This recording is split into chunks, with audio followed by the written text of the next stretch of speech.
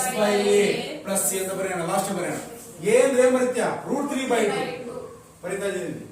1/√3/2 into tan inverse of x minus 5/2 divided by √3/2. At present 2 does not cancel. After taking LCM cancel ಮಾಡೋಣ. Last ಏನು ಬರೀಲಿ? ಬರೀಲಿ ಇಲ್ಲಿ final answer ಇರೋದು. Come on ಹೇಳ. I2 is equal to denominator of the denominator goes to numerator. Come on. 2/√3. Come on ಹೇಳ. tan inverse of 2x minus 5. 2x minus 5 divided by 2 after taking LCM cancel ಆಗುತ್ತೆ. Divided by √3. Okay na? This is right. Now I2 substitute into A. I2 substitute into A. I2 substitute in A. ಬರೀಲೇ final answer 3/2. ಹೇಳಿ come on answer. Final answer 3/2.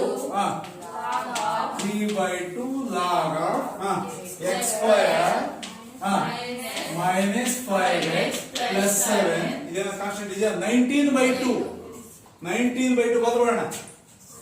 Plus 19/2 into 2/√3. ಓಕೆನಾ?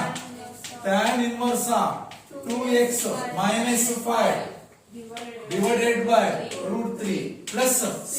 To ಏನಾಯ್ತು? Cancel. ಈಗ final answer ಹೇಳ್ಬಿಡಿ.